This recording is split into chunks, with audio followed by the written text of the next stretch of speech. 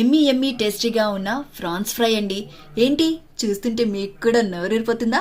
మరి ఇంకెందుకు ఆలస్యం, ఫ్రాన్స్ ఫ్రైని ఎలా తయారు చేసుకోవాలో దానికి కావాల్సిన పదార్థాలు ఏంటో చూసేద్దాం. నేను ఫస్ట్ ఫ్రాన్స్ని బాగా క్లీన్ చేశానండి. క్లీన్ చేసిన తర్వాత ఇందులో జింజర్ గార్లిక్ పేస్ట్, పసుపు, ఉప్పు వేసుకున్నాను. దీన్ని ఒక 2 hours పక్కన పెట్టేద్దాం.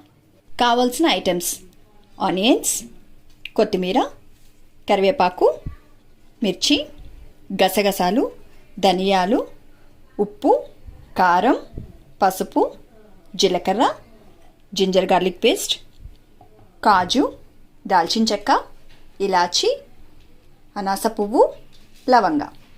మరి తయారు చేయ విధానం చూసేద్దామా? ఇప్పుడు నేను గరం మసాలా ముద్దను రెడీ చేసుకుంటానండి.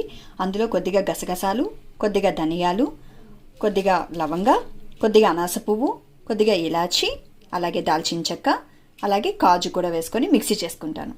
సో మీకు ఇందాక చెప్పాను కదండి గరం మసాలా ఐటమ్స్. సో దాన్ని ఇలా మిక్సీ చేసుకున్నాను. అలాగే ఉల్లిపాయ ముద్ద కూడా చేసి పెట్టుకున్నాను. ఉల్లిపాయలు కట్ చేసి పెట్టుకున్నాను పక్కన. ఇప్పుడు ఇది ఎలా తయారు చేయాలో ప్రాసెస్ చూసేద్దాం. నేను ఆయిల్ వేసుకుంటున్నాను, ఎక్కువగానే వేసుకుంటున్నాను ఎందుకంటే ఫ్రై కాబట్టి. ఆయిల్ హీట్ అయిపోయిన తర్వాత జీలకర్ర వేసుకున్నాను. ఇప్పుడు కొద్దిగా కట్ చేసి పెట్టుకున్న ఆనియన్స్ వేసుకుంటున్నాను. అలాగే మిర్చి కూడా.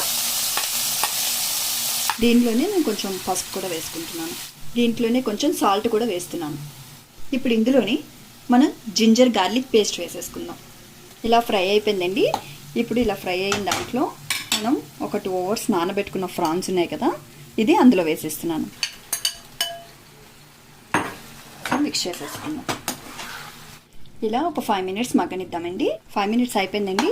ఇప్పుడు ఇది ఇలా రౌండ్ చేసుకొని దీంట్లో మనం ఉల్లిపాయ పేస్ట్ చేసుకున్నాం కదా, అది వేసేద్దాం. అలాగే మసాలా ముద్ద. కొంతమంది ఫస్ట్ ఫ్రై చేసుకొని వేసుకుంటారు, ఇలాగ వేసుకోవచ్చు, అలాగ వేసుకోవచ్చు అన్నమాట. అలాగే దీనిలో కరివేపాకు, కాజు కూడా వేసేసుకుంటున్నాను.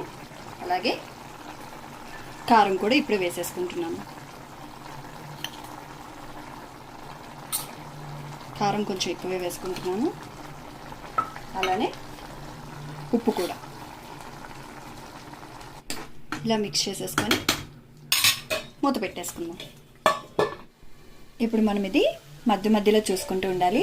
వావ్, చూసారా నీరంతా ఇంకిపోయింది. ఒకసారి కలిపేసుకుందాం. మాడిపోకుండా కలుపుతూ ఉండాలి. అది కూడా లో ఫ్లేమ్లోనే చేసుకుంటూ ఉండాలండి. లాస్ట్ అండ్ ఫైనల్గా చెక్ చేసేసుకుందాం. వావ్, ఫ్రై అయిపోయింది. ఒకసారి మిక్స్ చేసేసుకుందాం. చూసారా ఎంత బాగుందో. ఇప్పుడు ఇందులో 2 varieties చేసుకోవచ్చు. కొంచెం ఇది మన రోటీలోకి కానీ రైస్లో కానీ పెట్టుకున్నా కూడా బాగుంటుంది. సర్వింగ్ బౌల్లో తీసుకొని కొత్తిమీరతో ఇలా గార్నిష్ చేసుకున్నాను. చూసారు కదా ఫ్రాన్స్ ఫ్రైని ఎంత సింపుల్గా చేసుకోవాలో.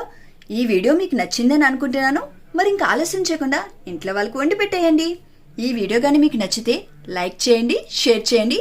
కామెంట్ బాక్స్లో కామెంట్ మాత్రం మర్చిపోకండి. Thank you all.